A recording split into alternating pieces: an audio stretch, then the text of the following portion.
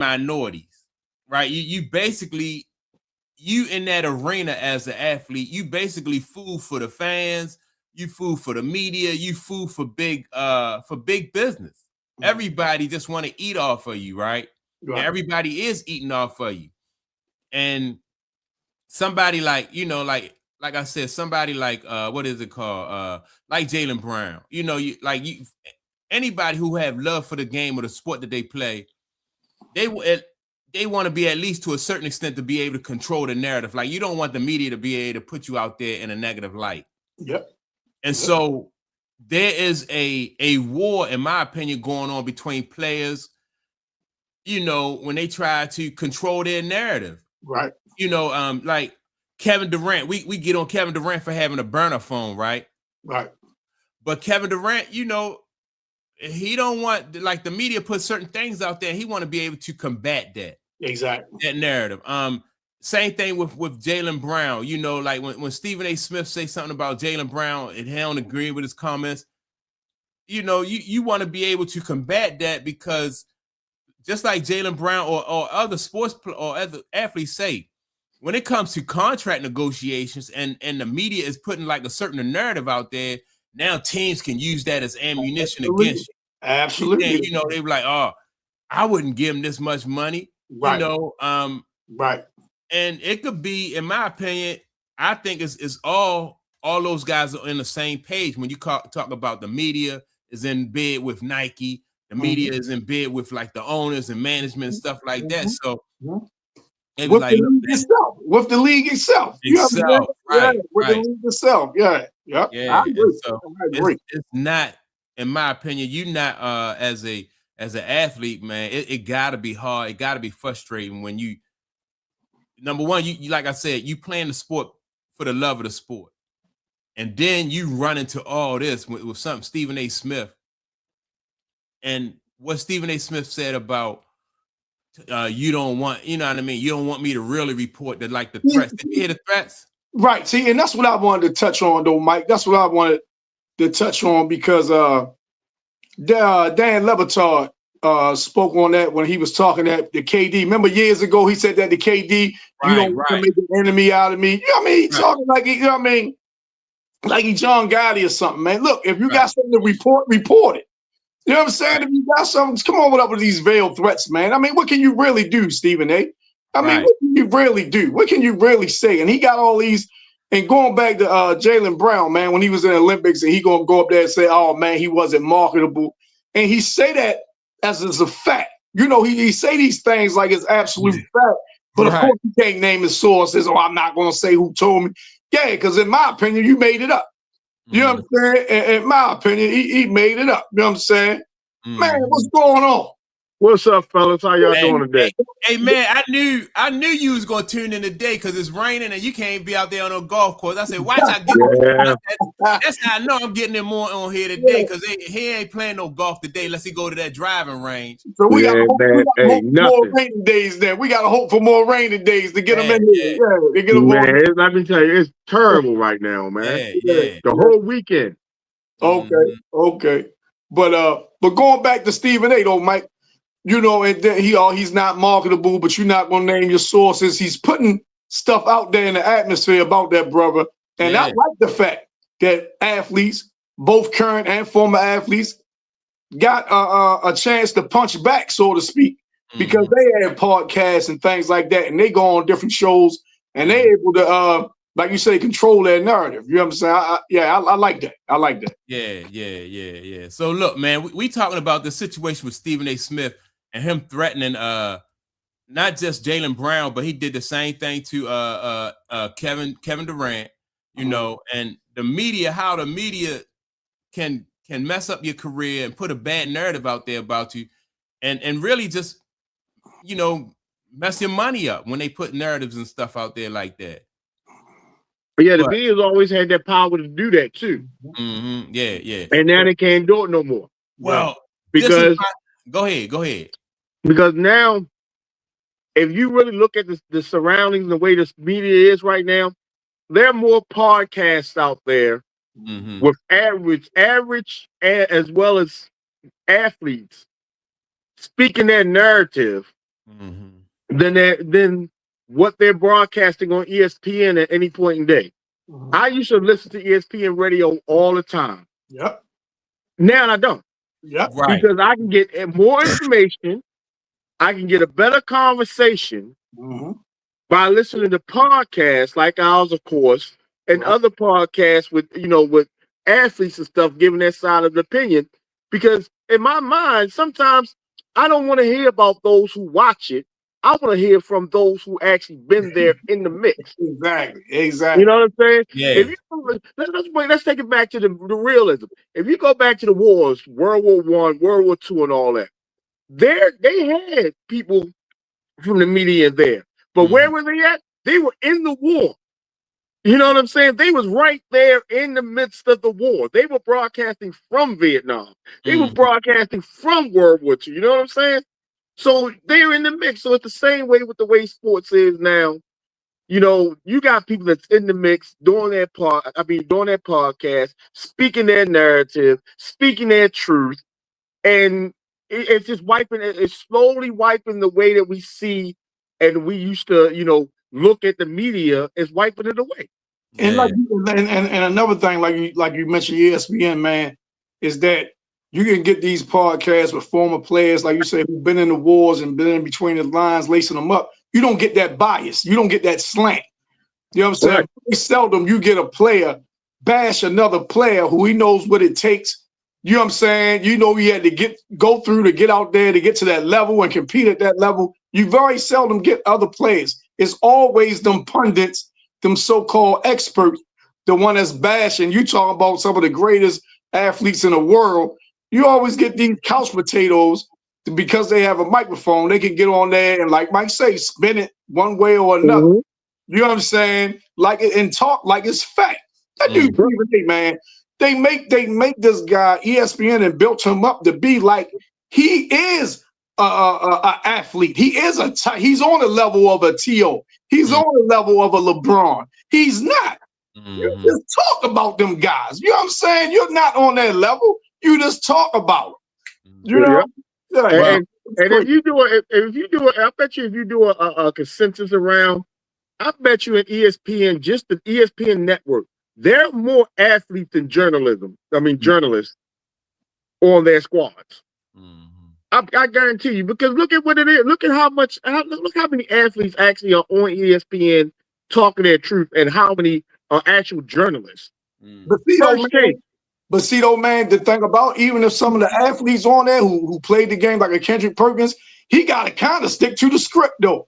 Yeah. He got to kind of stick to the script. He can't really go off on his own. You know what I'm saying? Right. Yeah. And he can't allegate. He can't just say anything he wants to say about anybody he wants to say it about. Because then if it goes against ESPN, they're like, oh, you can't talk about the Lakers franchise because they're one of our biggest people. So, you're right. Hey, so that can't none of them say nothing about Stephen A. You know that. He's untouchable. He ain't cow. So can't nobody rein him in, so to speak. You know what I'm saying? Unless you talk about the empty suits up top. But you know what I mean? So he runs around like this, man. And it's bad. It's really bad. I'm just going back a few years ago when he was talking to Kyrie, trade his ass because he ain't get the immunization. You know what I mean? The COVID-19 shot. Right. Trade his ass. And all talk real bad about him. You know what I'm saying? And I'm like, man, and it seemed to be focused towards a certain athlete. It seemed to be focused towards a certain athlete. You know what I'm saying? Yeah. It seemed to be, he don't have that kind of smoke with different, you know what I'm saying, different athletes. There's always one particular athlete. Well, it's all about he'll throw the black ball players under the bus, and then if you white and you smack your wife in somewhere publicly or something like that, then that's my friend, and he go to bat for you. Then on top of that, and so that's my thing, right?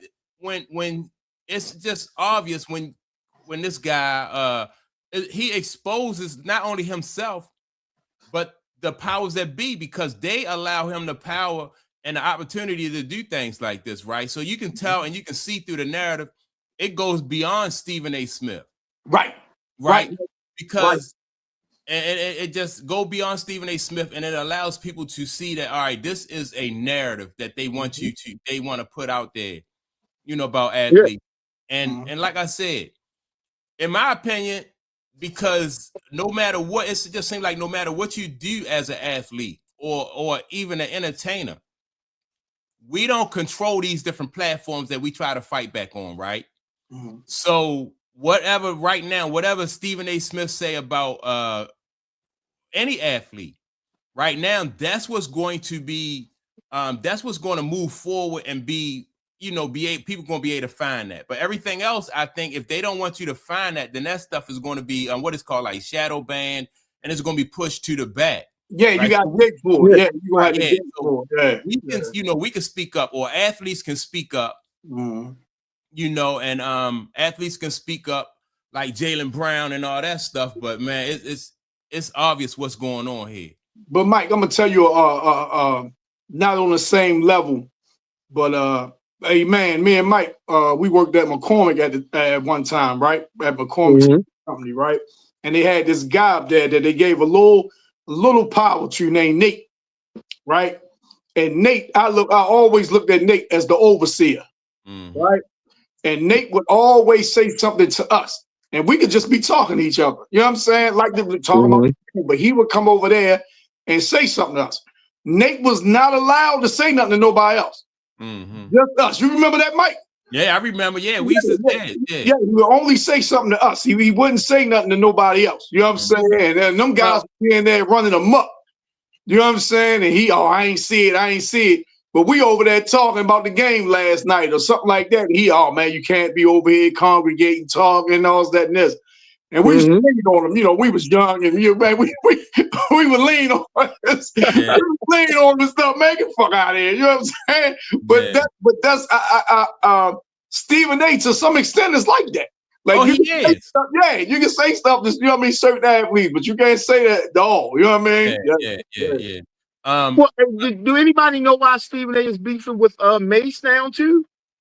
Because Mace is an independent. He is an independent podcaster with his own opinion, and he gonna keep it straight down the line. He don't have an agenda, right? So he don't have an agenda. He can just call out the BS when it's BS. You know what I mean? Whereas though Stephen A. Smith don't have that type of leeway, to call out. I want to welcome my man Kent back in here. I ain't seen Kent in a while. Kent, what's going on, Kent? Yeah, so look, Kent said, do you gentlemen like CC is the villain now and not the victim, right? And so I think Caitlin Clark falls under that umbrella too, as like the same thing with LeBron James, Jaylin Brown, and all them. They can paint Caitlin Clark in any light they want to, right? And so when like I said, with Caitlin Clark, she come to the league. You think if you Caitlin Clark, your hard work is going to be enough to bring you to the forefront. You know what I mean? Like if you are a star, your game say that you're a star, then then that should catapult you to the top. But if that's not what the agenda is for them, if that's not part of their script, then like some people think, then they could paint you out to be a victim. A villain. They could paint you out to be somebody who is and it's just they can make you out to be like angry or whatever they want you to be. Right. But let me say this, because a lot of times the WNBA now is doing the progressiveness like the NBA did from the 70s into the 80s. Okay. You get the superstar that comes in there. Now, once you recognize that the superstar is bringing in more viewerships, the more viewerships come in, then you have more people turning to like other people. You know what I'm saying? So now people are trying to gravitate to other stars in the WNBA. Now, when that happens, of course, somebody is going to be a victim. The villain at some point in time. Larry Bird was a villain at one point in time. You know what I'm saying? I know people that didn't like Dr. Drake. The Doc in Philly. They called him a villain at one point in time. They didn't like Philly. You know what I'm saying? Back in the early 80s, like 82, 83, something like that. So it's the progression that the WNBA is going through. This is what they need, though. If she's going to be the villain in somebody's eyes, that is perfectly fine, because Now you have somebody, when they go into the town, they're going to root to lose. You know what I'm saying? When you have the visiting team and a team that goes into that visiting house, and the people that's in the crowd is rooting for the visiting team to win, that's a problem. And I you know what I'm saying? I think this too, man, and Mike. I mean, y'all more dialed into that WNBA than I am, but I think by her attitude and you know what I'm saying, she fearless on the court. She don't buy into that victimhood type thing. You know what I'm saying? She don't buy into that victimhood. So all right, now they say it's easy to paint her as a villain now because she gives it right back. You know what I'm saying? So it's easy not to paint her as the bad guy, so to speak. But the key is she should be the bad guy in every city she goes into. Like Mike was. Right. She should be the bad guy. Yeah. If I'm a Mystics fan and she comes in, I don't want to vote for her. I don't want to cheer for her when she gets in VP. Right. That don't mean you don't want to see it. You just stand against her. Yeah, that don't mean you don't want to see it. You just want to cheer against her. Yeah. And that is what's going to evolve the WNBA. Now that she's not everybody's favorite anymore. Right. Okay, you know what I'm saying? She's not everybody's favorite anymore. Now you can see the progression of the way the WNBA going into. Yeah. So now Caitlin Clark can't go into somebody's city and be the favorite. So hopefully now the fans are buying the tickets to see their team beat Caitlin Clark. Right. Instead of going there to witness Caitlin Clark and her greatness. And cheer for her. Yeah, you're right. Yeah. So look, that kind of plays into what a piece of sunshine just sent in, right? He said, OG, I don't get it though. CC was bullied in her rookie year. Now she's back from injury and balling out. The chirping on the floor is good for the game, right? Which I agree. Me too. Right. Yeah, because when you, like you said, when she go into other arenas, just like most other superstars, your fan base is going to be rooting for you, but the opposing fan base is not going to be, they not going to be rooting for you. So that right there is good for the game, right? Absolutely. But what I think is the difference between her and anybody else like Larry Bird is I don't think that she get the support of the league that like Larry Bird got, or she don't get the support that like what Tiger Woods got in golf, right? Because that back and forth, the media don't really play into that. It's more so the fan base and social media who play into that. You know what I mean? Like her fans go back and forth with other different fan bases, but the media, because they don't even promote her. Like Raven Johnson, the rookie who came in for the Fever this year, like she's on their promo and all that stuff, right? Like, and I'm a fan of Raven Johnson. I've been watching her since she was at South Carolina. But it's just different. I think she don't get that support, in my opinion. And you're right, Mike. But in my opinion, the support that she's lacking right now is well deserved because of the fact is she can sell tickets anywhere she goes. If anybody mentioned the WNBA, the first thing they're mentioning is her name, regardless of what's going on with her. You know what I'm saying? This way, you can get other names out there, which the WNBA needs to get out there. You know what I'm saying? They need to get those other names out there. Like when when Bird and Magic was going through their things and Jordan came in the league, you know what I'm saying? They want to say, okay, let's go to Jordan now. Let's talk about what Jordan may be able to bring to the game. Let's talk about, because we already know what Magic can bring to the game. We already know what Bird can bring to the game.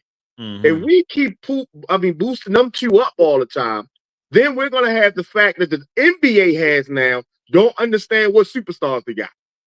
No, you make a good point, man. That's a very good point that you make. I think the WNBA is trying to say, we're more than just Caitlin Clark. You know what I'm saying? Right. We got other great players and try to push them a little bit and things like that. You know what I'm saying? To widen the fan base, so to speak. Like you say, because if everybody just showing up for Caitlin Clark when she get injured, you know what I mean? Then and they felt it. They felt it. Right. She gets into the playoffs, and everybody like, okay, who's next? What are we watching? Right, exactly. So no, they've been boosting. Caitlin Clark been up there on that pedestal for the last 2.5 years as the WNBA player, and the WNBA as a league recognize that Now they want to push the narrative of everybody else that they can get in. Especially push that contract and all that stuff. I think they just wanted to see there's more players out there than just Caitlin Clark. Yeah, that's a good point. That's a good point. Yeah. So look, a piece of sunshine say, OG, a lot of black women on WNBA threads want to see CC get beat up after CC Cook tip Hayes. They gotta chill, right? So they probably do want to fight her. They probably do want to fight her. Yeah. Swing on and stuff like that. You know, and I said in other videos, right? When that shouldn't now that might be true, but that shouldn't stop the money, because like I said, when golf had Tiger Woods, there were other guys who did not like Tiger Woods for whatever reason, right? But the Golfing Association was not going to allow you to mess that money up. No, because he was money. Yeah, he was. He was the bag, right? Right, but right. Is it the same with Caitlin Clark? Like you could. All right, remember LeBron James. When LeBron James came into the league, there were players on his team that was like, man, I ain't following no 18-year-old rookie. He not, you know what I mean? Those guys got weeded out. They got pushed to the side. Same thing, like you couldn't be on the Boston Celtics and had animosity for Larry Bird back in the day. You know what I mean? That was the program. You getting weeded out. Same thing with Mike. It was dudes on Chicago Bulls who wasn't happy about Mike. Yeah, you know what I mean. They, so, but in the WNBA, in my opinion, just don't seem to be like that. With you know what I mean, with Caitlin Clark. This is the opportunity for them to make it like that. You know what I'm saying? This is the opportunity for them to say, look, if you don't like Caitlin Clark, this is what you do. You go on the court now and play her. Yeah, you know what I'm saying. You do what Mike will do. I mean, Mike, you go out on the court and you stick her and say, okay, go on record. Caitlin Clark is only going to get 10 points this game. I'm going to shut it down. And then you go on, you talk that shit in the media, then you go and play the game. You know what I'm saying? Because controversy sells tickets. Let's just be honest with you. Controversy sells tickets. And if I'm a WNBA player and I don't like Caitlin Clark and I'm mad about what she's accomplishing and what she's doing, I'm going to pull that joint. Like, look, you know what? I don't care who Caitlin Clark is. She come to my town. We shutting her down. And be public with it. You know what I'm saying? That draws. And I'm gonna tell you this. That was the beginning of the Angel Reese Caitlin Clark thing.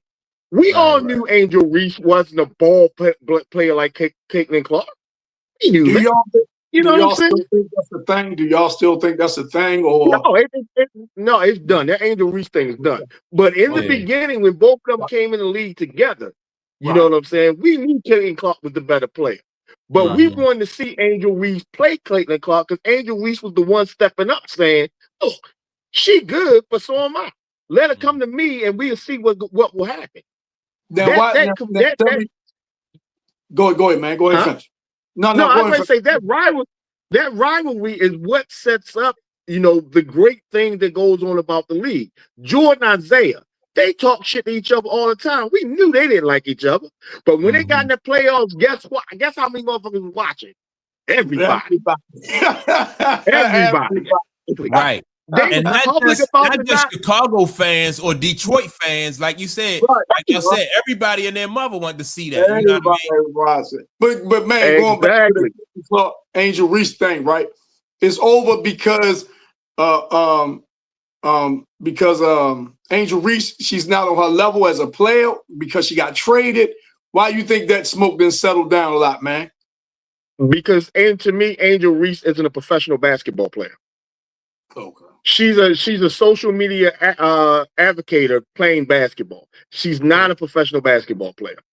Okay. You know what I'm saying? It's too many outside distractions for her to even. You can't even see that she's been in the league. What, 3 years now? 4 years? 3. And her game is downgraded. Right. It seemed like it definitely hasn't gotten better. Right. It definitely it's downgrading, and I can understand if that's her game. But as a professional, you work on your game. You know what I'm saying? On the off season, you work on your game. You get better. You figure out what's going on, and then you move on. Angel Reese, to me, like I said, she's not a professional basketball player. She's somebody else playing basketball. Yeah. Yeah. That's what it is. I feel that. Yeah. And if she wasn't as tall as she was, we wouldn't be talking about Angel Reese because she can shoot. Okay, she definitely can shoot. She can rebound. My man on 95. What's up, man? What's up, y'all? I was listening real quick. I wanted to say something, right? Because I saw these women. This one woman talking about the W, and she got mad because Jaylin was hurt because she playing. And I heard her talking about Jaylin and them talking stuff. But just want to say that the media, they talk. He breaking up. Damn, I wanted to hear what he said. We losing their feed, man. Yeah, you He'll breaking come up. back in here. He'll break. Yeah, he'll break back in. Yeah. I wanted to hear that. Yeah, okay. So they talk and liking something, and that's understand. Yeah, but it's not. See, you. Damn, we couldn't even really hear him because he breaking up. Let me see. He'll punch back in. Right. Yeah. So what my man right here? Let me see. CC fans all over thought they played the Sparks in LA. They had a bunch of Fever fans cheering for the Fevers. Right? It's crazy. Yeah, I mean, I want to go back to what you were saying, though, man. I thought that when Angel Reese went to Atlanta, because of the talent they had already assembled there, that her skill set would fit in there. But they actually had to bench her one game because, I don't know, like you said, she got to be able to at least make layups. I'm about to say, and it's more than just attitude, man. You know what I'm saying? They used to push. I felt as though they used to push her a lot because her combative, that they call competitive, you know what I'm saying? Yeah. You know what I'm saying? But you got, all right, after you cut somebody out and all that, you got to be able to make a layup, like you say, Mike. You know what I'm saying? After you cut somebody out and say you'll kill them and all that, you know what I'm saying? Talk about their mother, you got to be able to make a shot. You know what I'm saying? So I think, like, man said, once, you know what I mean, the jig is up, they like, well, she really not that nice. You know what I'm saying? She really not that nice. You know what I mean? Yeah. You know what I mean? Effort over skill, it'll take you places. Effort over skill will take you places. But there's levels to, you know what I mean? There's levels to it. There's levels. And effort over skills will take you places. Once you get once you be the professional though, you know what I'm saying? Where all eyes on you, you're getting paid to do what your skill set's supposed to do. You gotta have those skills, man. And you can give a lot of effort as you want to, but sooner or later somebody be like, "Yo, I'm not paying for effort. I'm paying for results." You know what I'm saying? And that's what they do in professional sports. They pay for results. Everybody has that good effort, but if you're not, if that effort don't turn into results, you're gonna get cut. And I really think Angel Reese, she's playing for Atlanta this year. I don't know if she's playing for Atlanta next year. Yeah, she might go to Smile and stuff. She might play 5 years, man. And she, like you say, man, she might go on, you know what I mean? Because she got a full plate of other things other than basketball. She might go into Smile and stuff like that, get her own podcast, whatever the case. You know, everybody got a podcast. Right. Yeah, you know what I'm saying? Can y'all hear me now? Yeah. You coming in now, man. What's good? All right. Oh, damn. The media thinks that they can promote different players and make the casual fan like these players. That's impossible. You can't. If the style of play and their personality, their charisma, charm, or whatever does not captivate the casual fan, you can talk about to you face. They want MVPs, they want championships. But if that style of play doesn't captivate the casual, it's just not gonna happen. So with that girl, Jaylin, the way she plays, it captivated the casual fan. People think the coverage of her, always talking about her. That's what the woman was saying earlier. Always talking about her makes her what she is, but that's not the case. The only reason they keep talking about her because she has the casual fans, and you want to go where the money is. You want to go where the eyes are. So as great as some of these other players are, the Asians and all them, trust me. And if their style of play don't captivate the casual fan, it just gonna be. It is what it is. You just can't make a person like something. You just can't. It's just got to be appealing to them. You know what I'm saying? I'm not saying like Caitlin's not the best player. Go ahead. Go ahead. Right. Yeah, and I agree with your point, I'm though, listening. right? I agree with your point, but with that being said, though, shouldn't Caitlin Clark be a bigger part of like being promoted in the league, though? She is a big part being promoted in the league. This whole narrative that all of us, like Jason Whitlock had something because they put Raven on a thing. Oh, that's nonsense. Man, the girl, every single Indiana Fever game is on national television. They are trying, the WNBA thinks that if we got to promote these other stars because if Caitlin leaves, we done. So they're trying to push that to try to sustain what they have. But it ain't gonna work. It's not gonna work. Either she healthy and playing or she not. When she leaves, if somebody else don't come along to captivate the casual, you're gonna take a dip. It was just like with Jordan. You know, it's just like with some of the other stars. Eventually it took a little dip and then somebody else came along. That's just how it works. That's how life goes, you know. I think she's being promoted like crazy. That's why the woman was saying what she was saying. She was saying you just promote these 5 different people, but it's so many other players, and you should be looking at this person and that person. You can't tell a person who they should be looking at. They like what they like, you know. But I do think Caitlin is being promoted heavily. And like I've always said it. I really think that by the I always said this, by the WNBA putting, 44 games on of Caitlin Clark's. Right, you know what I'm saying? That's a lot. The WNBA is showing the fact that, okay, we want to put you out front and this is what we're going to do. You know what I'm saying? But there's a lot more great stars out there that the WNBA needs to start putting out there because people, like you said, people won't gravitate to somebody they don't see. You know what I'm saying? I can't gravitate to somebody I don't know. Yeah. You know what I'm saying? So it's just like before Jordan became Jordan, you know how Jordan became Jordan? Because people started watching his game and was like, oh, he can play. No, well, Jordan became great because one morning we turned on Good Morning America and they showed a meaningless dunk that had no impact on the game because he walked on air. And they put it on national television because it was that fantastic and that captivated people. And then people was tuning in to see what he was going to do next. Right, but that's exactly what I'm saying. It's on air and when she plays, it captivates. But guess what? All these other great women played too in college. Right now, don't get me wrong. With Cheryl Miller and all them was playing, they didn't have the W, but they played. But for whatever reason, their style of play didn't make people tune in and follow them to the W and be like, what they gonna do?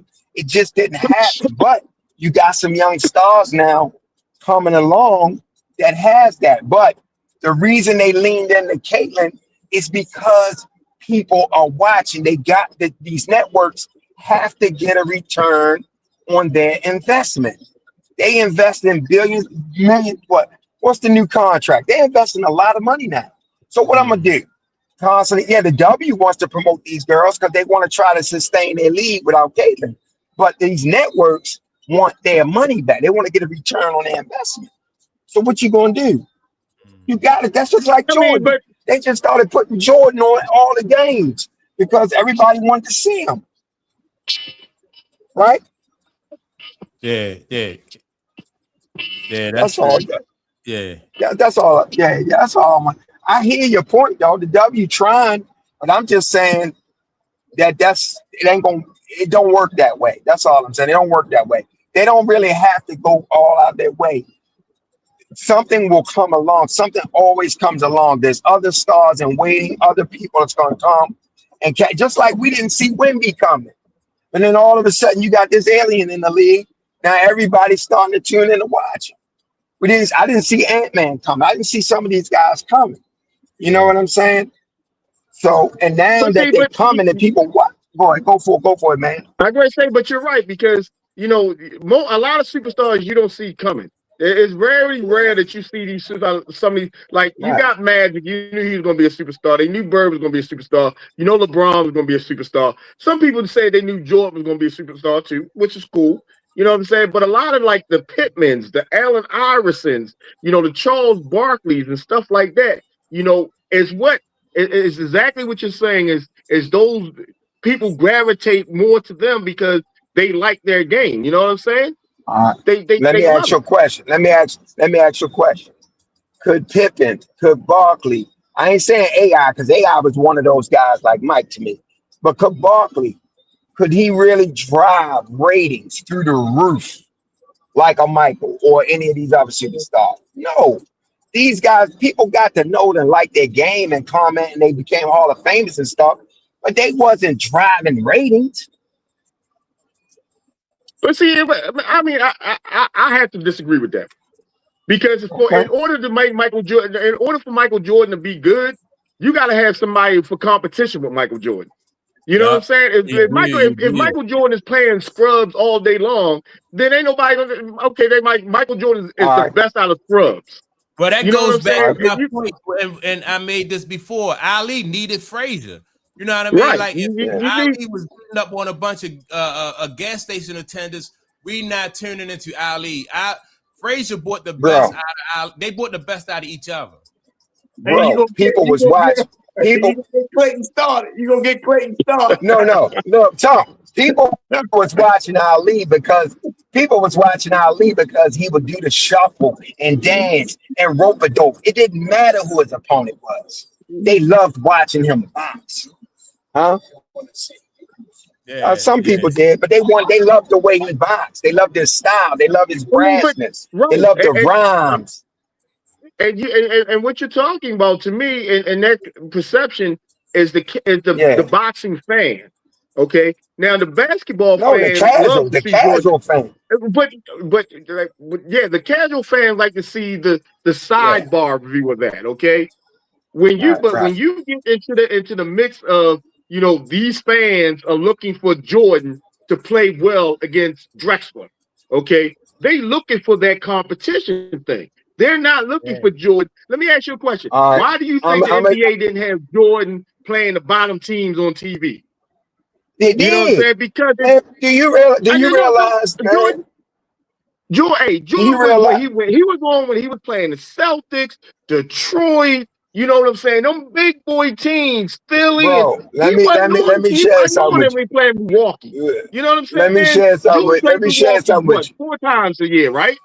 They play 4 times a year, Milwaukee and Chicago. Yeah, How often in that Chicago era do you really think NBC or anybody played the Jordan versus Let me share something with you. The reason TNT and cable and all that stuff started playing NBA games, because after Jordan's rookie year, everybody wanted to watch him play regardless of who he was playing.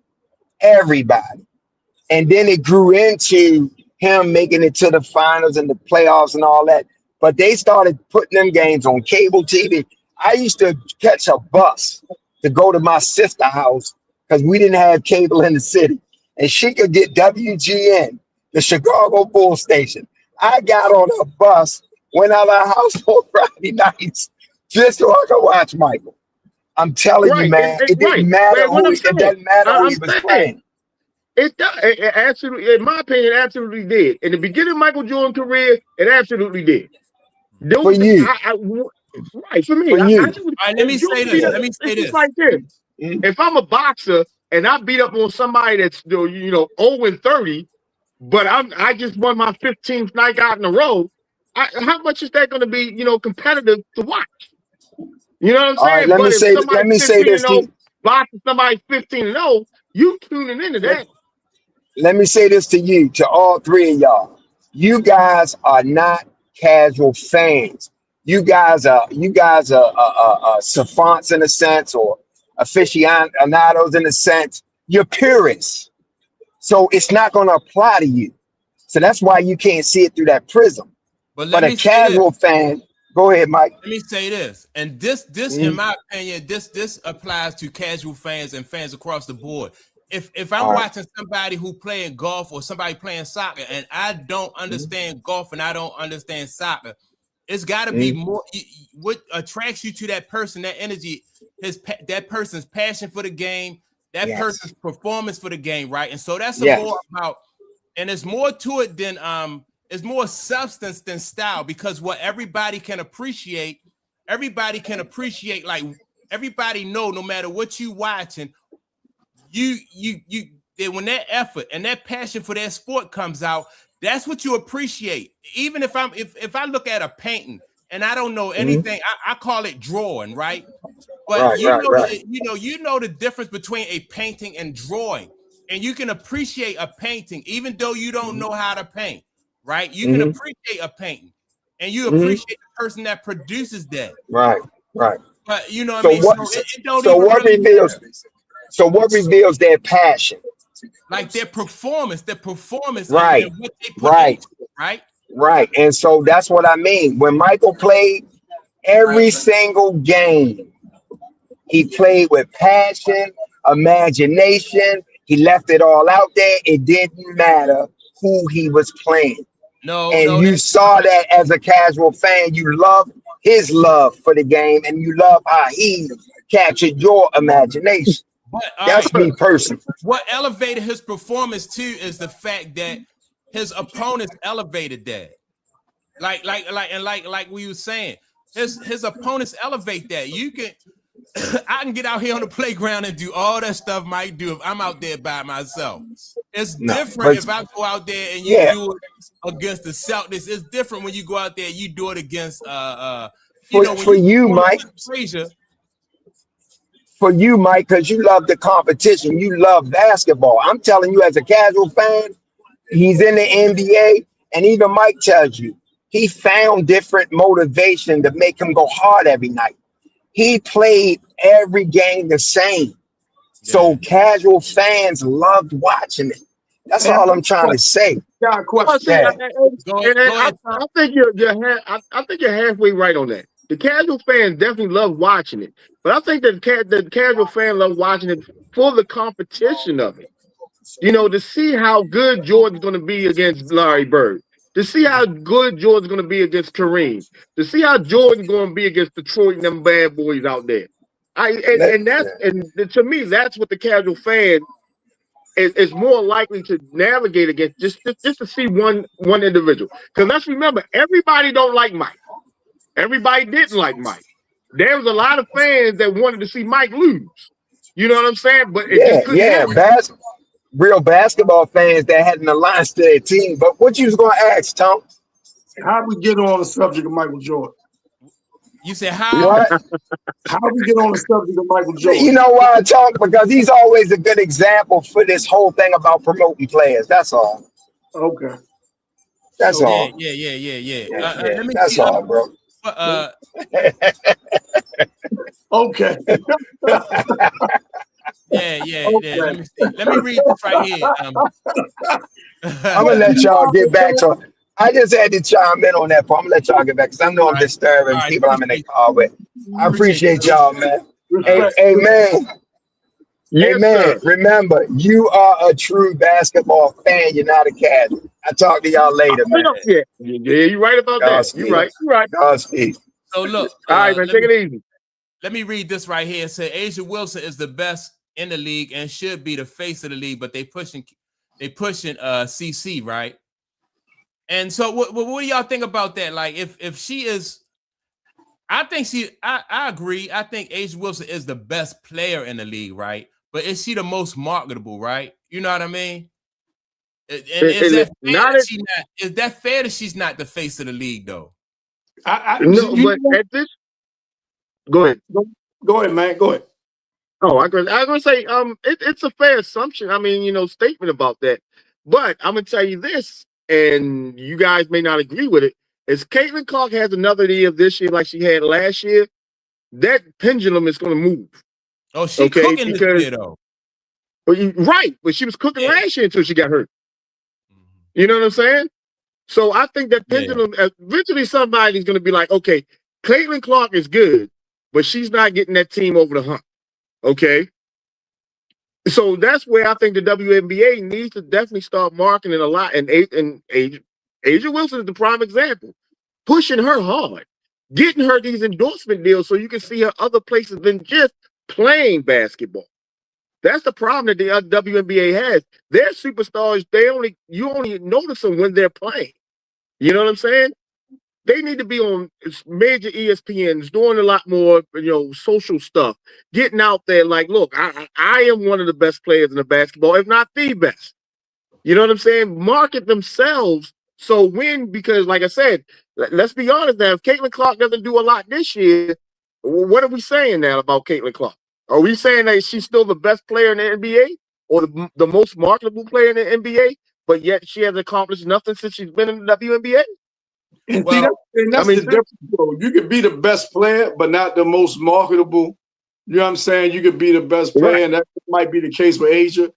You know what I'm saying? Where I don't even think it's close that she's the best player in the league. I don't even think nobody's close to her, to be honest with you.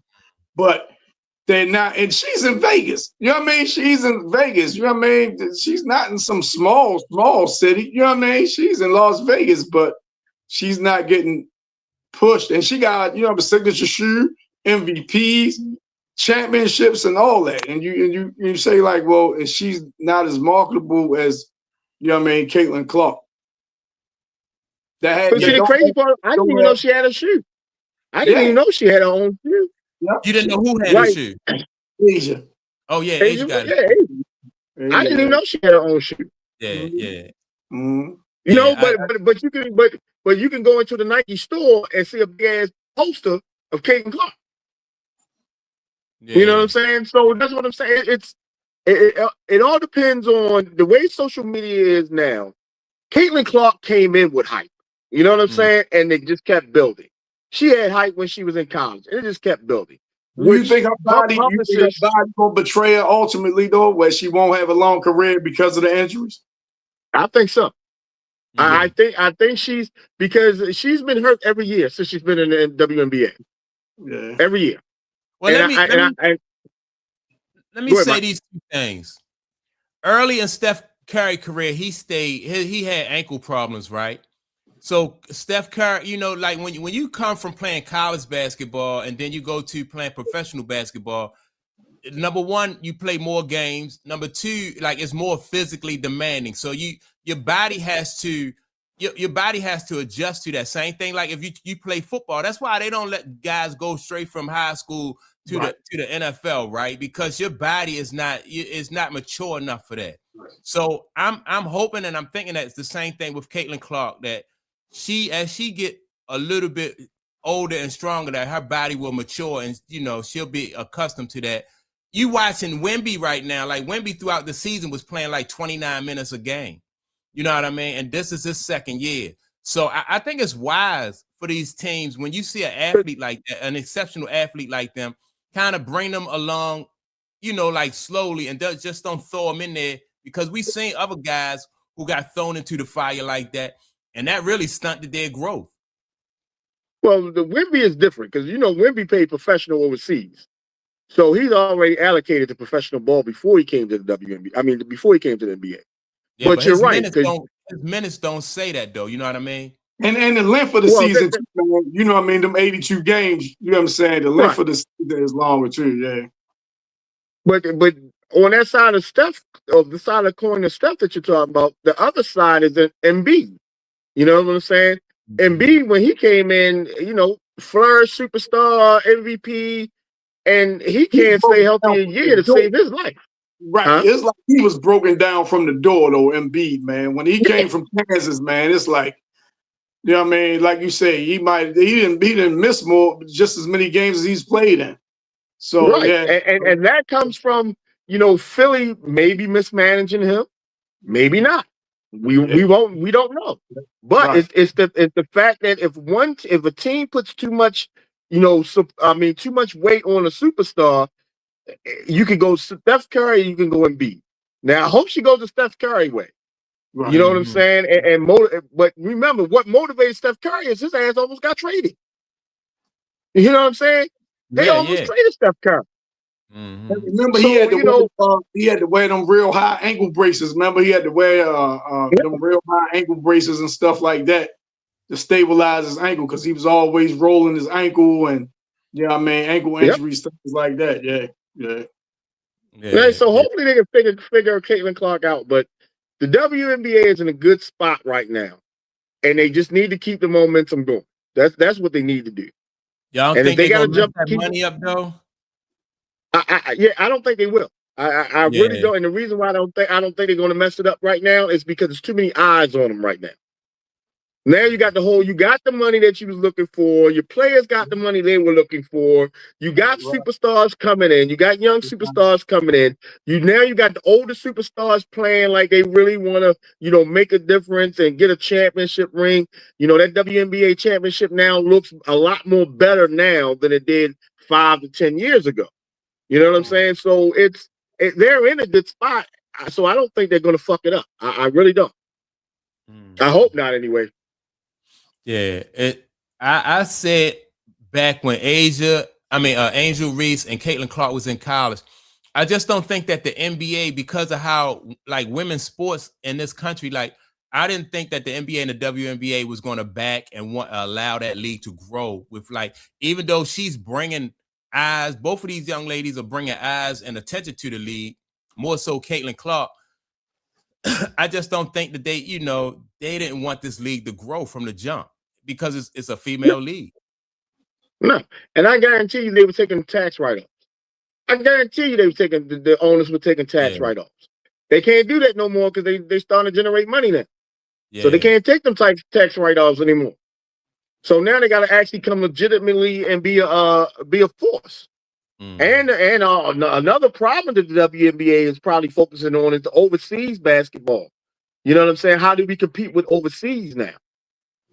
Because a lot of stars are going overseas and making that bag now, and the WNBA wants the top stars in the world, which they're the only worldwide sport right now that that we can recognize.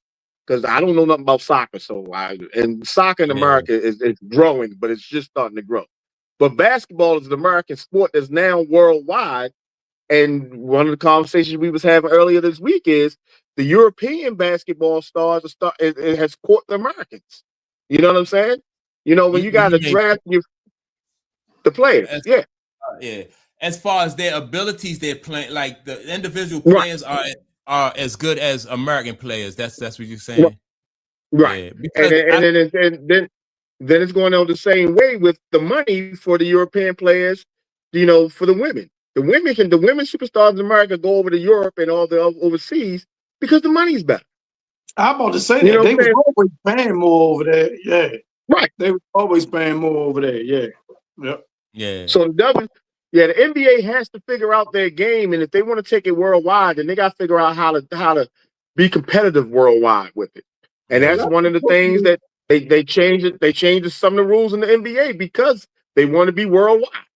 I think Diana Taurasi, I think she played overseas her entire career. I think. Oh yeah, she did. Diana Taurasi. Who else? Sue Bird, another one. Did Sue Bird? They played in Russia for a lot of years. Sue Bird. What's the young lady that got caught up in the scandal? The tall young lady got caught up in the scandal. What's her name? Brittany Griner. Brittany Griner. Yeah. Brittany Griner. A lot of those throughout the history, when Cheryl Swoops, what was it? All of those young ladies used to go over because they didn't have a league here in this league. You know what I mean? Yeah. So, but I still think NBA basketball is king around the world. Like this, NBA basketball is king. The league is king around the world. That's the biggest league, professional league. You're right. I think they still. You see that NBA still calling shots to it too now.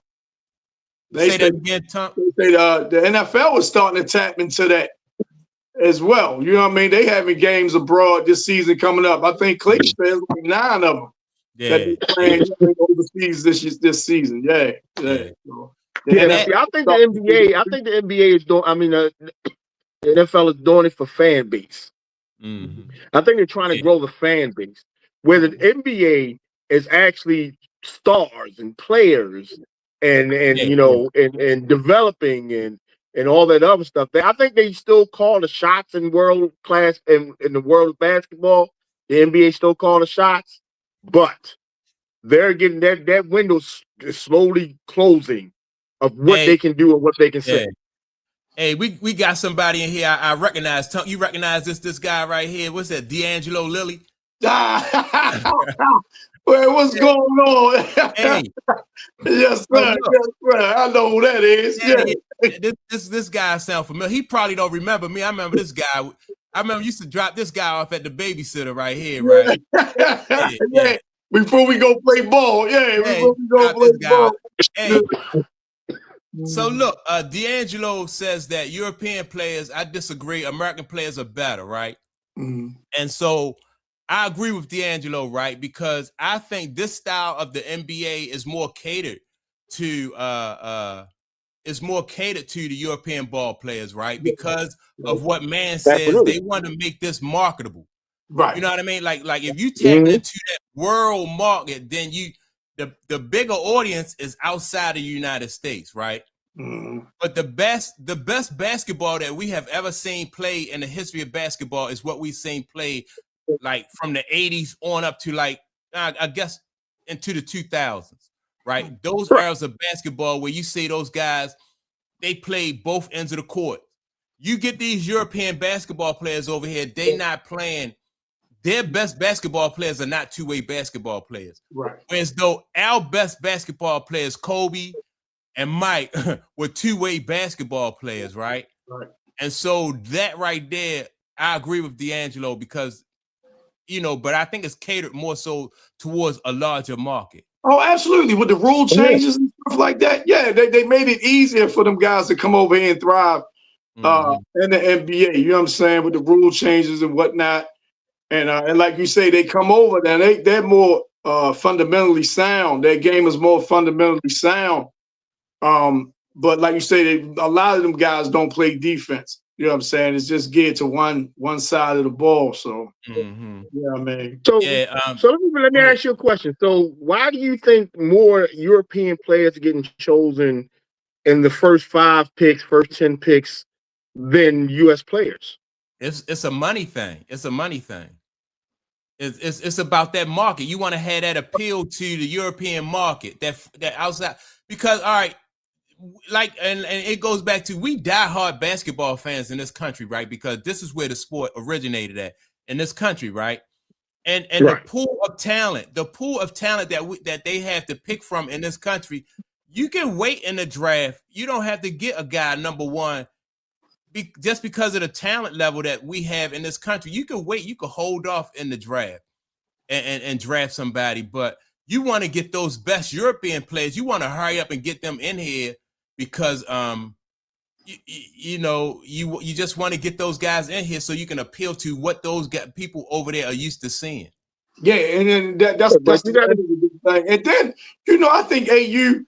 Mike, you've been tapped into that, more recent than I think AU, man, overall gave the American players like a bad rap. You know what I'm saying? The AU, and I don't even know how big AU still is. Mike, maybe you can speak on that. I don't even know how big it still is, but like we was talking about the fundamentals, a lot of guys, American-born players or whatever, they don't know the game. They just like they don't know it. You have to teach it to them. They rely so much on their athleticism and things like that. So I think them Europeans and guys from overseas, they have a better understanding of the game. They have a better understanding of the game in some cases. Not no, but in some. Yeah. Well, to me, it's like the WNBA. I mean, the NBA itself is going to a different level because now you got these college players that play 1 year, come out. You know what I'm saying? But as you're viewing the European players as being picked, the skills that the European playing rookies are coming in with are much better than what the American rookies are coming in as. You know what I'm saying? In my opinion. Okay. Their sets are really, You talking about like skills, like individually? Right, I'm just talking about all around overall. Wemby being the number 1 pick, he's shown in the last 2 years, he should have been the number 1 pick. You know what I'm saying? Where you got stuff like Zion, prime example, Zion. #1 pick. This dude was 7, 8 years ago? And this dude can't wait to see a cheeseburger. He can't. You know what I'm saying? He can't wait to see a cheeseburger. You know what I'm saying? He ain't never seen a order French fries he ain't like. You know what I'm saying? No matter what you put on French fries, you know that's what I'm saying. It's like it's just the amount of it's just I'm trying to help the NBA out with what we're looking at. But it to me, it just seems like this European squad is coming over, and sooner or later, you're going to have half of every team is going to be European players on it. Oh, it for seems sure. Like all these franchises are looking over teams first before they look at college. Go ahead, Tom. I'm gonna push back on that. Go ahead, Tom. No. I was saying for Zion, I don't think it's necessarily was his game that proved why he wasn't, a solid, #1 pick. I don't think it was his game that determines that. Like I say, he can't put the fork down. I think that's what he's going to anything. He couldn't put the fork down. And then somebody like Ja, I don't think it's his game that determines why, he didn't live up, to his full potential. I think it's more so off the court things. And that's what them guys in the same draft, coincidentally, 1 and 2 pick, the top of that draft, it seemed like it was the off the court stuff that stopped them from reaching their full potential. But go ahead, though, Mike. Go ahead. Yeah. First, let me say, Courtside Media, man. Welcome to the channel, Courtside. What's up, Courtside? So look, I still think that the best talent comes from the best, most versatile talent comes from here, the United States, right? That's #1. Because like I said, European basketball players, their best basketball players are not they're not two-way basketball players, right? And so it just, to me, the league, in my opinion, is more so now not about putting the best product out there. It's about putting the most marketable product out there. Like when we talk about Caitlin Clark, right? We talking about the marketable. You know what I mean? We talking about putting the most marketable product out there. It's not always about what's best. I just think the best players come from the United States. They're more versatile. They're used to playing a more physical type of basketball. Now, when you talk about Zion, you talk about Ja Morant, right?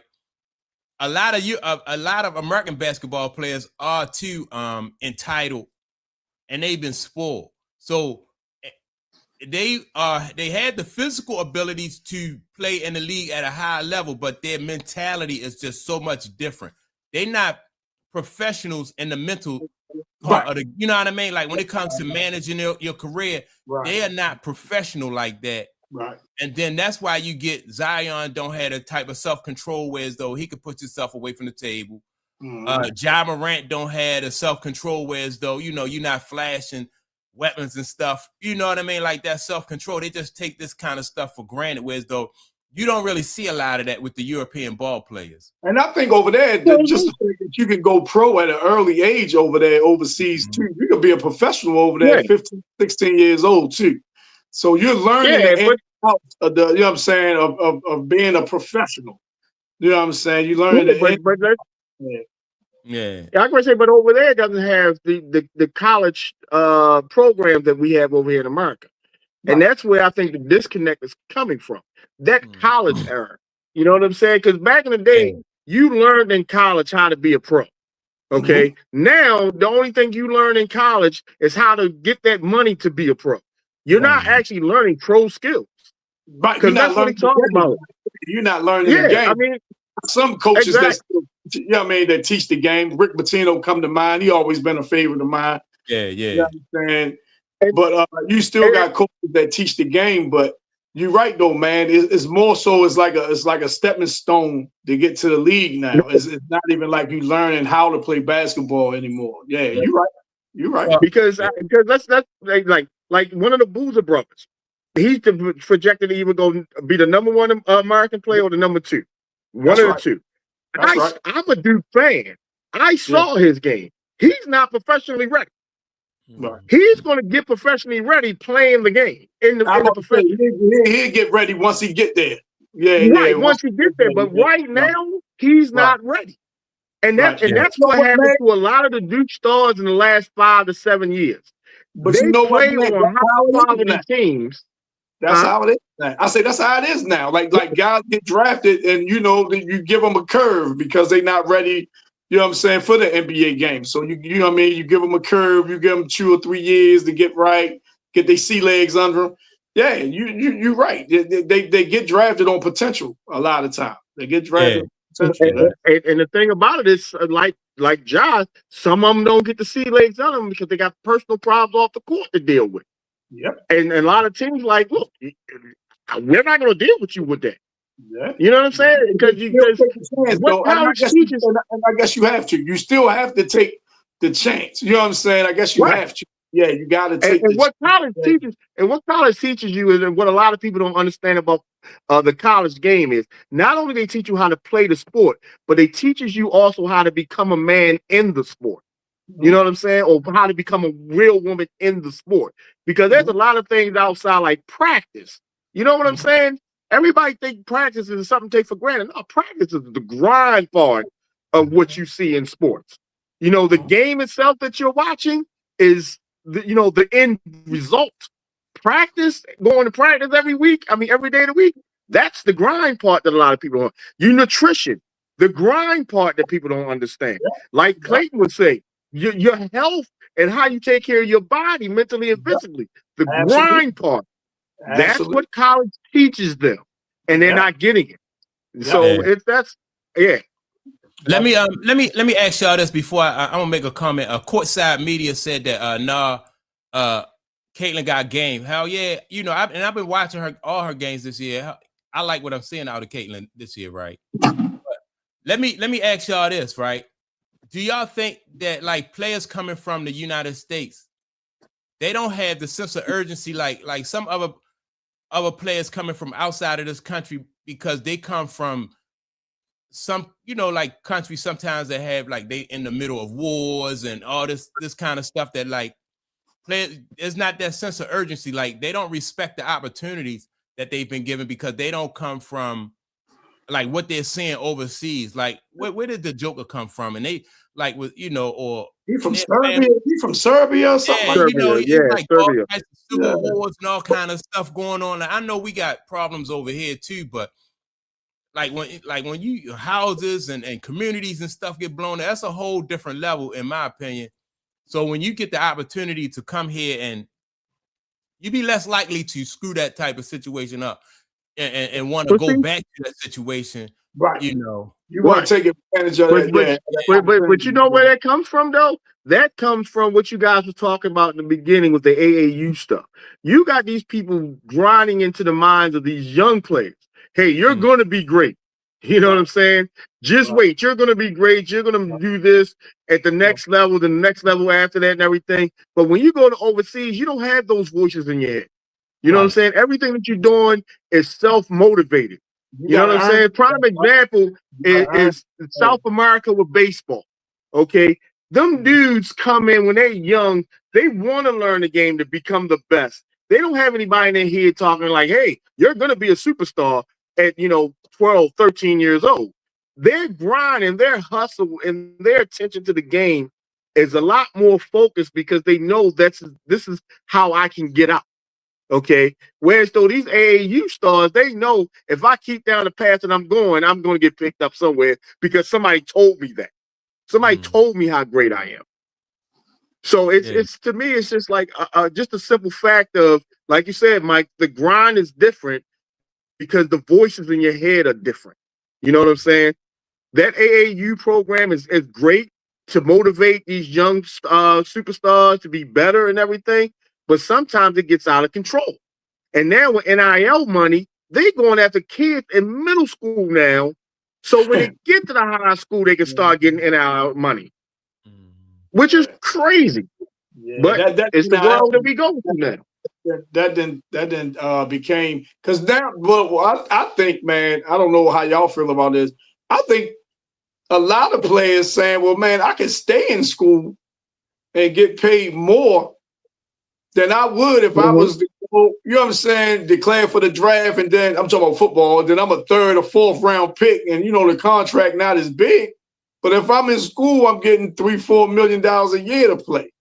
So maybe they use that. Maybe the school you even see pay you more. You even see, like women's college basketball players do the same thing. Like they'll stay there for 4 years because they know, especially before this year, you know what I mean? You stay in college because you know you're going to get more money playing a college basketball as a female than you would going to the WNBA. Yep. You know, I think Angel Reese stayed. You know what I mean? Flage stayed because they made good money playing college basketball. Yeah, in school. They made more money in school or comparable. You know what I'm saying? Comparable to the NBA. So right. I mean, hey, I'm gonna tell you the good part about this though, and a lot of people don't understand sometimes. I have a buddy whose son plays football in college. Now he's getting $60,000 a year NIL money, and he's getting a full scholarship ride. He's not gonna make the pros. He knows that.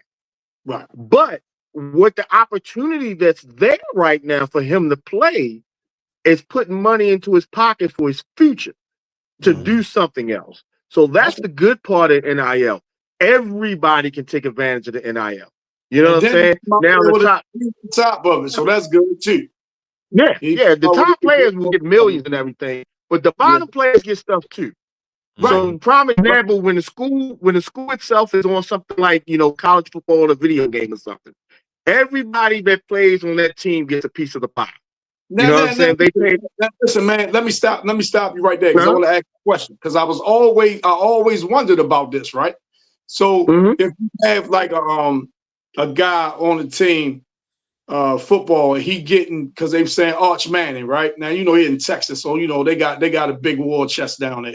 So they say he getting like $6 million or something like that. But he the name, he the quarterback. So okay, that goes with the territory. But if you're like a long snapper, right?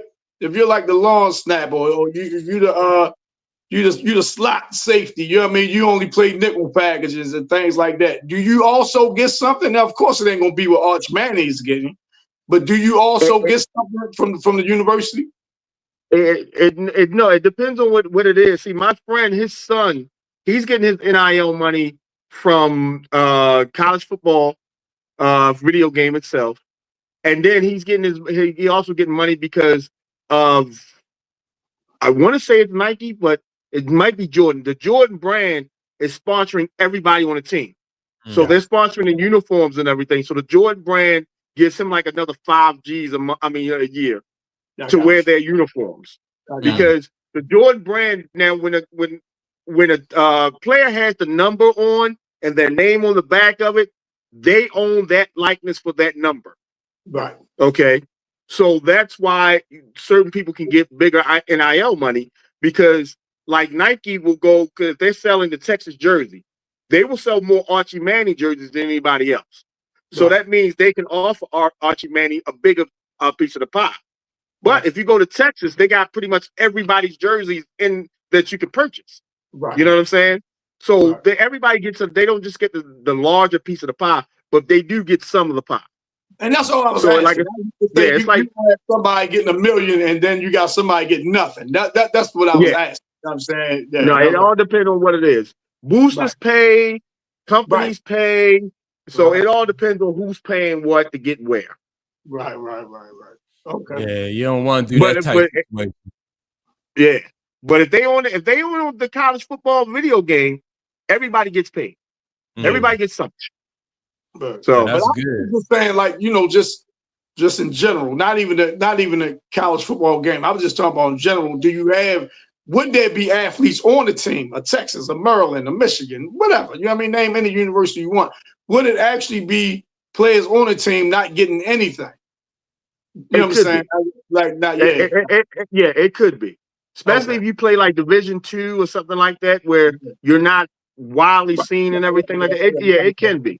Yeah, I know. There's some just talking about like one of them blue blood teams. You know what I'm saying? Like football, just keeping the football. Is it a play on Ohio State not getting anything? Is it a play on Georgia that's not getting anything? It's hard to believe if that is the case, but I guess like last year, I used to work for Bowie State Police, and last year, their football team, they only had 2 players getting NIL money.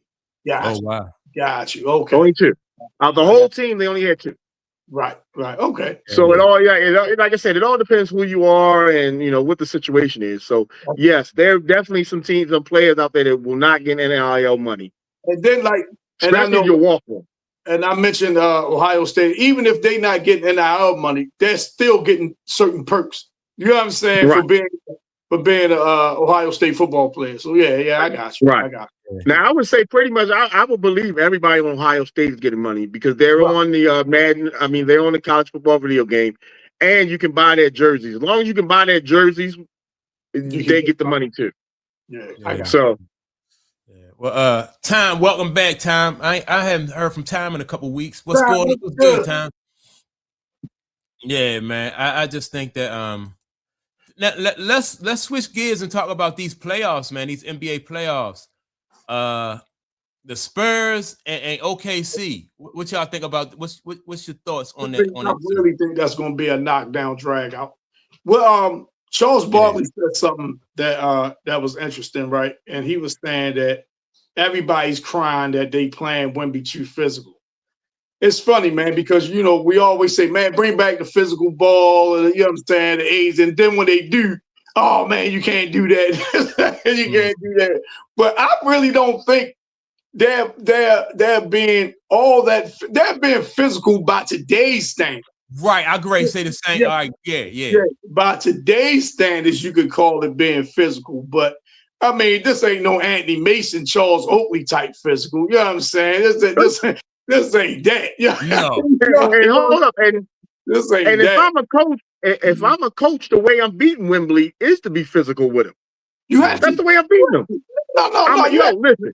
Yeah, you have Hack a Shack is a real thing. Yeah, I'm throwing 10, maybe 15 fouls at Wemby all game long. And just because Caruso on them, right? They put Caruso, not to cut you off, man. Let me make this point real fast. They put Caruso on him, and they was like, man, how could you put Caruso on him when he got that height advantage? I say, but Wemby plays perimeter ball more so he plays down on that block. And then once he put the ball down on the floor, that's right there in Caruso's or any smaller player wheelhouse. Mm-hmm. So you understand? So really, you really don't want to take too many dribbles with a shorter guy on you like that. So he's turning him into basically a jump shot shooter, or at least stand on the perimeter, pretty much. So I didn't think that really was a bad matchup. I just think San Antonio has to adjust to it. Yeah. And see, the thing I like about Wemby, when you do put somebody like Caruso on him, he'll recognize that he'll go down low. Mm-hmm. You know what I mean? Whereas though we couldn't say that about what's the Embiid or sometimes a Joker. You know what I mean? Well, not the Joker. Joker take you in the paint too, but Embiid, he'll shoot over you. Embiid want to shoot jump.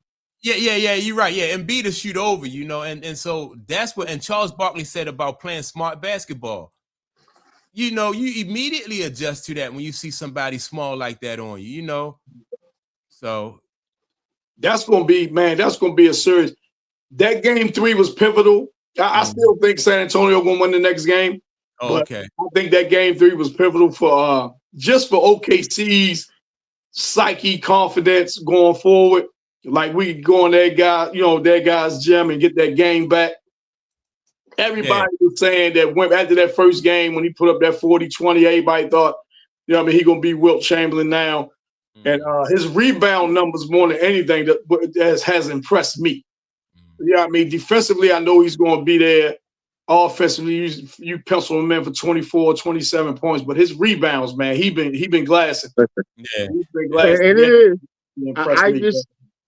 I really think that the Spurs are missing one thing, and that's experience. Okay, the average age on the Spurs is 22 years old.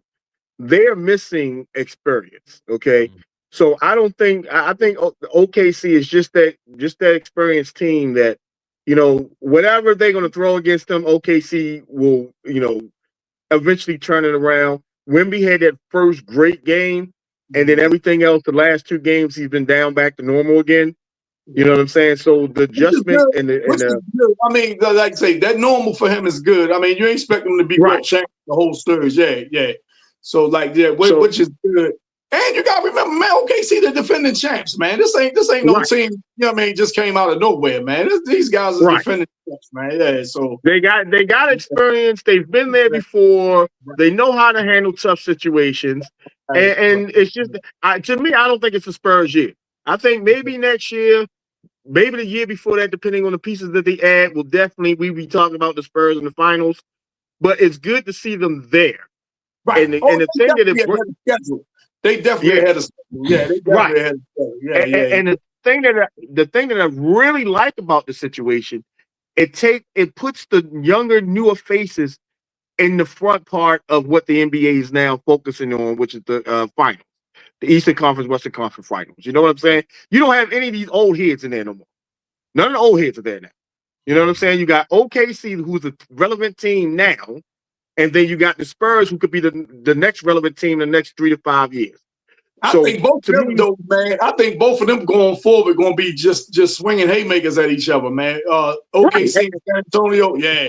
I just see them. And that's what they should be doing. Because you know what it reminds me of? It reminds me of the beginning Golden State against OKC with Durant and them. You know what I'm saying? That's what it reminds me of. These young teams. I'm gonna take it a step further, man. This is the 2000s with the Lakers in San Antonio. But exactly. Kobe and them going back and forth. You know what I'm saying? Yeah. I look at it like that. It could be that. It's coming forward with LA versus Sacramento. Mm-hmm. Remember that when you had the Sacramento with White Chocolate and Chris Webber and everything? Those was exciting times for the NBA. That's when they was winning with Bibby. Yeah, Bibby. Hey, so let me say this though, and the thing I like about what Wemby is doing, I think Wemby, he's somebody that you're gonna have to adjust to, right? And so, like we spoke about playing Wemby physical. I think the league is probably some of the teams, if you want to be consistent winner in the league and you want to compete against somebody like Wemby, and then you got Chet Holmgren on the other side, you got to bring back that power forward position. Because if you don't, one of those, you got a guy 6'4" on one side, then you got a guy, 7'4" on one side, then 7'5" on the other side. These guys are going to dominate the league. If you don't get power forwards back in there, they're going to dominate the league for at least probably the next decade. I wouldn't mind seeing them guys dominate. Yeah, I wouldn't mind seeing. And hold up, and in San Antonio's position, I would say they would need an enforcer on their team. You know, somebody that's going to go down and play that center position. That if somebody gets in the Wemby face, he's right up on them. Sort of what Rodman used to do. You know what I'm saying? And just protect the. Oh, they had a bunch of enforcers. They had a bunch of enforcers back in the day. Kevin Willis. Every team, every team had an enforcer. You had, you know what I mean? You had Kevin Willis. Then you had Charles Oakley, Anthony Mason. Then you had the Davis brothers over there in Indiana. You had them Davis boys, man. You had them. You had Rick Mahorn. Hey, Wallace back in the day on Detroit, Wallace. Oh yeah, you know them guys, that Piston team. They like all four of them was the enforcers. They loved to fight. Ron Artest. Let's be honest. Ron Artest wasn't known for shooting. You know. Hey, what you got for us, Jack? I just want to ask, man, what about them Knicks? hey, listen. Hey, it is. Yes. Yo, it is. Hey, we need to be talking about what about them Cavaliers and Harden. That's what we really need to be talking about. Because Harden is showing his ass right now. Like he should have never been picked up. Period. But that he reminded me of the fact that if Harden gets you to the playoffs, trade his ass. As soon as you get to the playoff spot, trade him. Let him go, sit him on the bench or whatever. You got to play. How many times we had this discussion about James Harden? That's not no surprise. Yeah. That's who he is. No surprise. Yeah, like it's bad. It's bad when the opposing coach said we was hunting him. Yeah, right. But they literally said if James Harden sticks you, shoot the ball. But this is what I'm saying. Me and Mike was talking about this before we went live, right? And Draymond said this: it's not Harden's job to play Brunson. Sometimes, man, you got to fight through them screens so they won't switch. It's like they willingly switching, knowing that James Harden is getting put in the blender. You got to protect him. You know what I mean? You know he's a weak link. You know what I mean? Defensively, you got to protect that guy. You understand? You got to fight through them screens, go over the top. You understand? Whatever you got to do, so it won't be a switch. It's like they switch it too easy. And man, Mike was saying that comes to coaching. You got to tell them, man, we're not switching everything, especially with Harden. We can't switch. Y'all got to fight through the screens or whatever. Yeah. I watched the highlights last night because I was at a party, but I watched the highlights in the morning. And, man, the whole Cleveland team seemed like they wasn't even playing no defense. They seemed like they tired. They tired, man. They are absolutely tired. Yeah, they're going out in four. They're going out in four. They're going out in four. Crazy. I don't even see them winning another game. Even if they do win game 4, this series is all but over, man. But look, it's over. Now, I want to ask, because I asked Mike this before we went live. Is Jalen Brunson the best American basketball player right now? I wouldn't say that, but he's one of them. He's one of them. I wouldn't say that. You gotta like put him in the mix. I would consider. Yeah, I would consider him in the conversation. Yeah, you gotta put him. No doubt.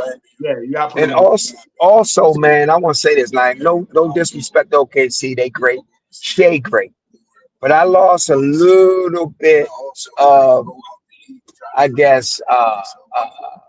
He lost a little bit of value with me that first win they got with all that flopping. I did not know he played like that, and I did not know that he was flopping, and the refs. To me, that second game, they gave OKC that game with the whistle, but the last game they won it. You know what I'm saying? So that's my only thing with OKC. I didn't know, and going back to Mike's point about the foreign players not as good as the American players.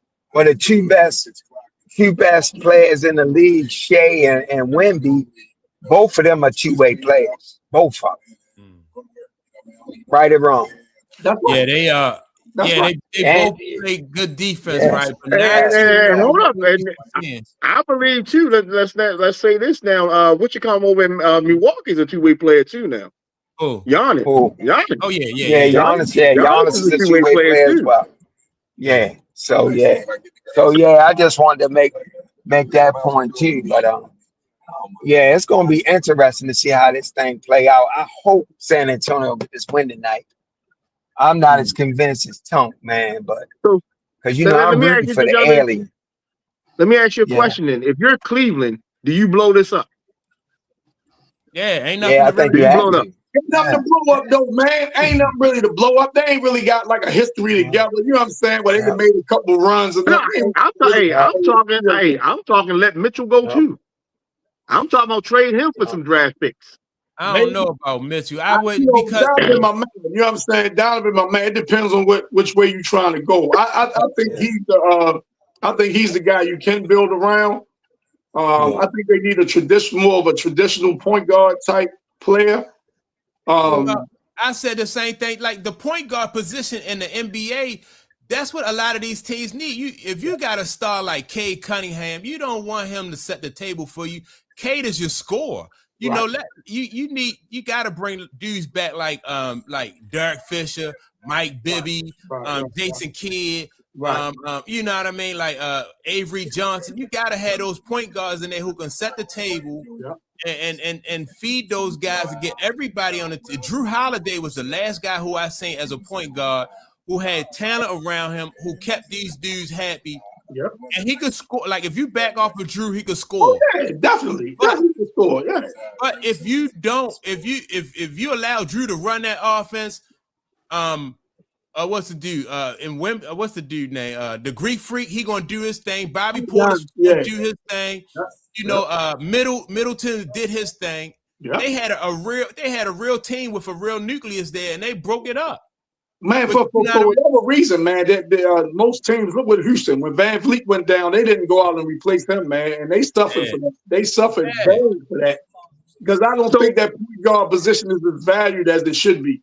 Nah, let me ask you a question because because I was reading an article where your boy in Minnesota, what's his name? What's his name? Edwards. Anthony Edwards. Yeah. He's trying to get Kyrie to come over there.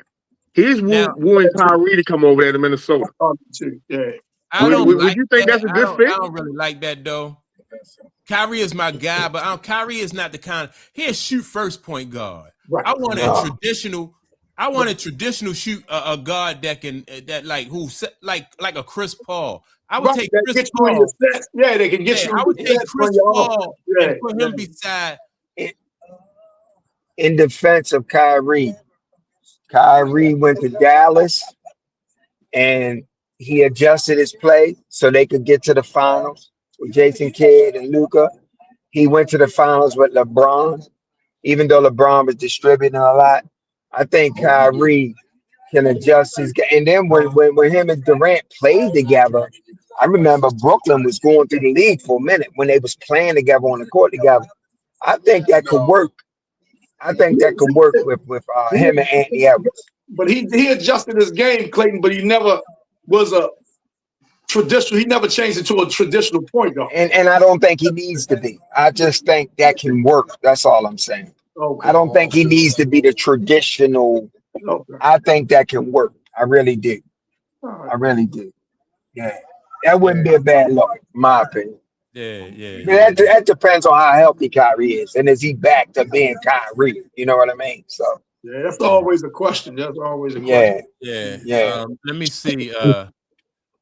I wanted to see what Tom said. Why don't you just tell me the truth, my brothers? You need a girl like Caitlin Clark, who ESPN and nobody else has the 10th best point guard in the league, and coming in now she's number 1, right?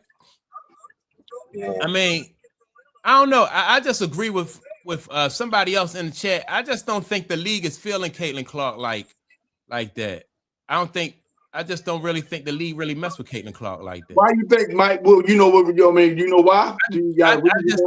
I don't think the league is really messing with Caitlin Clark is because they not real. I don't think they really interested in growing the league. I don't really think they growing. They trying to grow the WNBA. I just been saying it from day one. Mike, I think they already grew. I think she already grew it. Like, I don't understand. They not interested in growing it. Whether they interested or not, the league has grown, and it's because of that girl. So now I think they just trying to take advantage of what's been done because they got contracts now, and they got to pay them that money. And I think now they're trying to push other players, right? Because they're afraid once she leaves, or something happens. I think it's optics. All right, let me say this. I think it's optics, right? All right, so you get Caitlin Clark, she come to the league and she get all this attention, right? So if you're the WNBA and you're the NBA, you gotta make it look like, oh yeah, we're gonna capitalize on this. You give these young ladies a raise that they should have had. You give them money that they should have had from the jump. You know, you got young ladies making $70,000 and $80,000 playing professional sports, and now when you give them $100,000, you know what I mean? You give them $1 million, like 20-something, almost 30 years later. That's really, in my opinion, that's not really progress. So you know let me ask you, they could have been making that money from the jump, especially if the NBA is supporting them and they sitting on billions and trillions of dollars. If you really want the league to grow, then give them young ladies millions. You don't have them catching cabs to the game and shit. Let me ask you a question, Mike. Let me ask you a question. How does the WNBA fill an arena that doesn't have Caitlin Clark playing in it? You know what? Because they should have been promoting the game. Clayton, he back. Yeah, all right. Yeah, they should have, in my opinion, they should have been promoting the game better. They had them on what network? They had them on the Lifetime channel. Let me ask, right? Well, y'all more in the fold, like I say all the time, right? Mm-hmm. Could it be some type of agenda that Caitlin Clark is not or refuse to be a part of that don't have nothing to do with basketball? Some people say. Yeah, I think it's I think because the WNBA traditionally has been women of alternative lifestyles. They think it's their time now. Now they blew it up. They think it's their time now, and they want that to be at the forefront, I believe. You know what I'm saying? Because you got a lot of these GMs, you got a lot of media people, you got a lot of former players. A lot of them live alternative lifestyle. No disrespect to that. And I think they want that to be the time now. So I think if Paige, hello? No, we got you. We got you. Can y'all hear me? Yeah, we hear you. I think if Paige was out front, or if Paige had the same kind of gravity that Caitlin had, they would be because you can see it now, they're trying to lean into Paige because she lived that alternative lifestyle. So I do think that's got something to do with it. Now they want to take this money and they're trying to push somebody of that lifestyle. You know what I'm saying? Because a lot of it, believe it or not, the politics spill over into the stuff. And when you had Trump get elected and all that stuff, and it seemed like it was a push against transgenders and all that stuff, it's like they're trying to push back against that. And I think Caitlin is just becoming a victim of that, being in the middle of that. But I don't think that but you and Mike talking about that a while ago, months ago. Yeah. I remember you and Mike talking about that she wasn't really, a part of that. Or wish to be a part of that now. Yes. Maybe they not pushing her as much as they should because of that. I'm just speculating. Well, it could. I think it's part of that, and I think it's also part of they saw what happened last year when she got hurt. The viewership dropped, and I think they also have a mindset like, man, we got to promote these other stars. We got to make them stars. Which here again, I don't believe that works. But I think that's part of it too. I think it's all mixed in there. You can't put all your eggs in one basket. You know what I'm saying? Right. Yeah. You got to figure out a way to fill an arena that doesn't have Caitlin Clark in it. That's the whole key to that, because that's I don't know how you figure that out though. I don't know how you figure that out though. Right. That's the challenge, because I don't know if they made that happen. But that's what I'm saying. That's what they got to do, because, like let's say, Caitlin Clark got hurt last year. And even the Fever fans stopped coming once they knew she was hurt. Tennis went down in the Fever. You know what I'm saying? Fans stopped coming. Yeah, even the Fever tennis went down when she got hurt. So they got to figure out a way to fill arenas with or without Caitlin Clark. And that's the key to that system. That's the key to Well, even when Mike was in the league, you still had Barkley, you still had Pat, you still had Hakeem. So those guys they drew within their own, you know what I mean, in their own markets, right? Right. So you can have other stars in the league at the same time, And I'm not saying this is because of her or anything, but just the fact that they haven't won, a championship or something like that. They haven't won a championship. She hasn't been MVP, and she's been hurt. Like man say, every season she had some type of injury. So maybe they want to kind of pivot. It maybe be, you know what I'm saying, on a, not say opposite side, but maybe they want to pivot to something different. You know what I'm saying? That may be more reliable, more dependable. You know what I'm saying? Because it always seems like Caitlin, her body is betraying her, you know what I mean, one way or the other. And that's another false narrative right now. The girl got hurt last year. She wasn't hurt a rookie year. She played all 40 games. This year, she's some of it's in her head. So she sat out one game because she felt some soreness. And I think some of that is load management or trying to manage her so she don't experience what she experienced last year. But if this girl ain't healthy, I don't know what is. The girl out here right now, she's third in scoring in the whole league, first in assists and first threes made. She out there setting hard picks and playing physical. I don't necessarily believe her body is betraying her. We got to give that time to show itself. You know what I'm saying? She's too early in her career to say her body's betrayed her. She's never been hurt before. Yeah, but she's coming off a year when she was hurt. Mm-hmm. Yeah, this is the first time. But that's the first time in our whole career. This year, the Fever may get fined because they're playing around with a medical report. But they're not getting fined. They just gave them a warning. But she, at the last minute, out of her own mouth, said, I was sore, so I decided to sit out. These the best players in the world. I don't want to go through what I went through last year. So she decided to take that game off, get some treatment, stuff like that. Some type of preventative type thing, load management. Yes, I think it's preventative. I think they're trying to be calculated. because she came back the next game against the Valkyries, played very physical, and did her thing. So I just wait to say. Didn't we have a conversation about that load management conversation and how that affects the fan base when you have your superstars playing load management? Yeah, but I don't think her management more so as preventative. She's an investment. She's a major investment. So the last thing you want is for her to go out there not being 100% because she is experiencing some stiffness and soreness in her back. She go out there and really hurt herself. That's what happened to her last year. She said in the interview, I came in the training camp and hurt my quad, but I pushed through it. And because she pushed through it, she started suffering all kinds of other soft tissue issues that derailed her season. But if you're talking a quad last year, back this year, that is her body going south on her. That is her body betraying her in a sense. No, not necessarily, because her back is not necessarily gone. She just, listen, I can't say her body's betraying her because, like I said, she's out there playing, she's doing her thing, and it's not, I'll have to wait and see if she has to have back surgery and all that kind of stuff.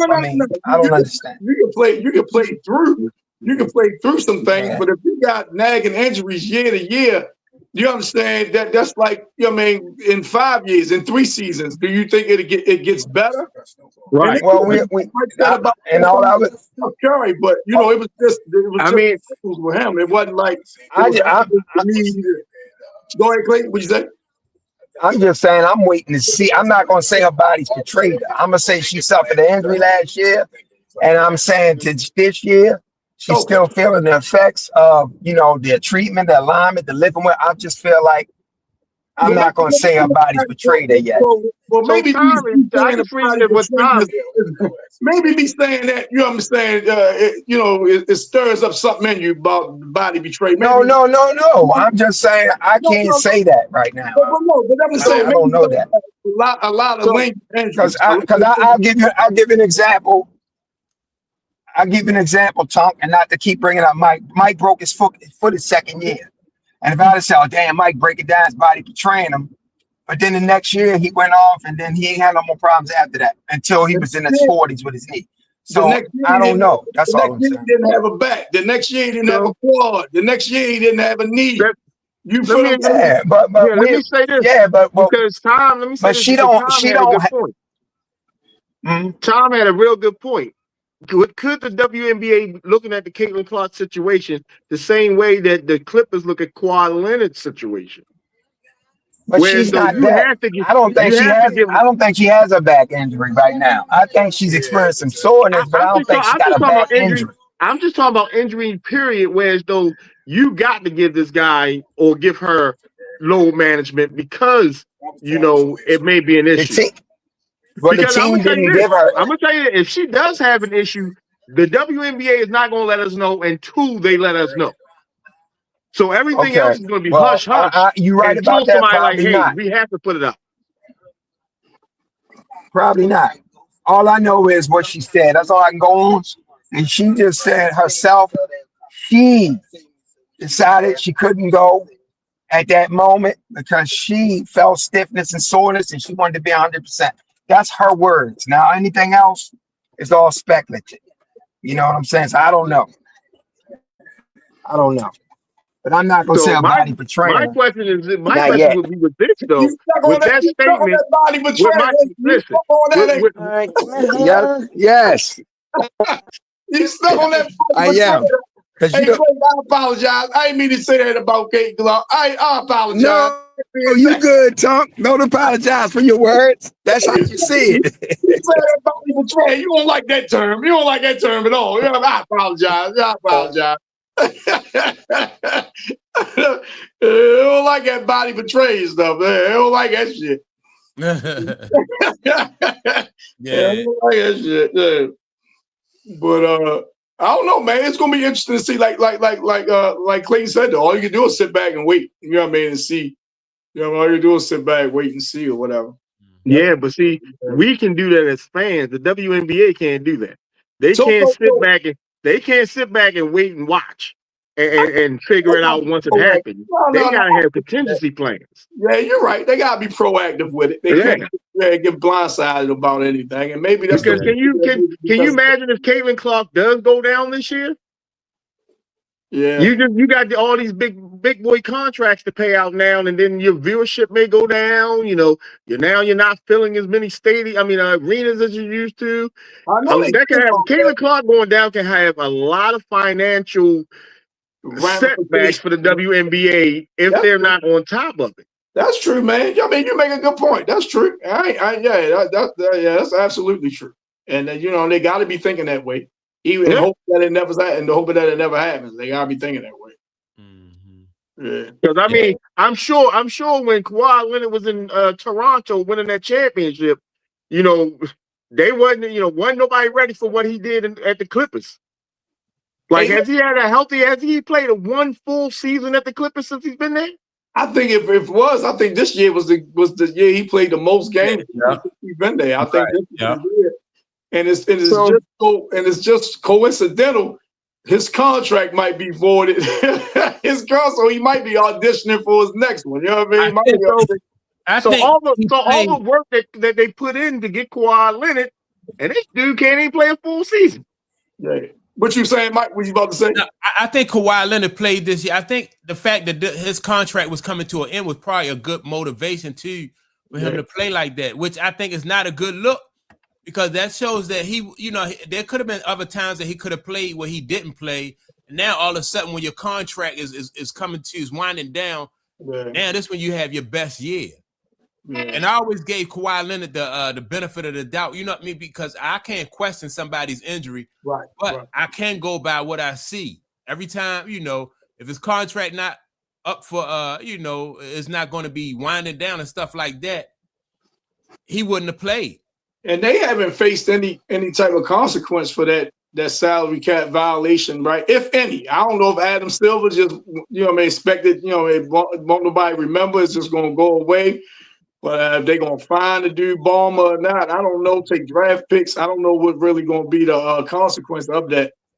But still left to be determined. Maybe they do something in the offseason after the finals or whatever. I don't know.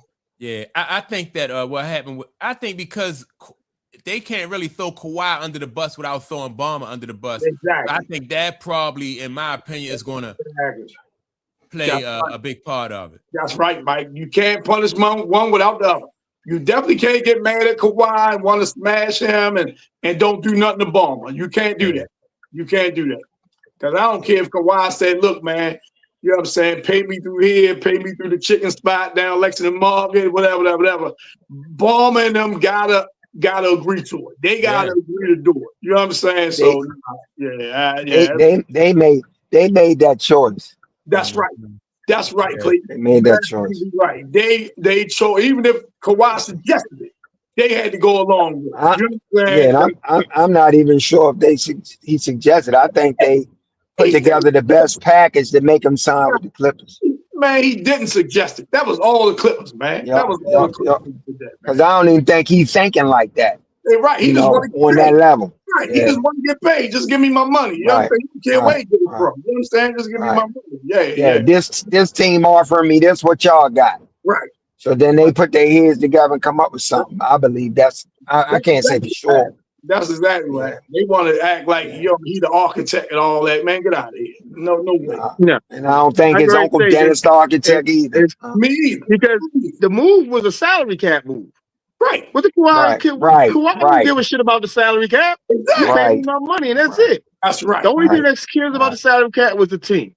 They did that. It was a salary cap move to hide money from the cap. That's all it was. That's all that was. Yep. And I don't think they're getting punished. I still don't. They didn't investigate. They investigated this thing backwards and forwards. Man, I don't think that nothing gonna happen. I'm telling you. I'm gonna tell you. This is what I think is gonna happen.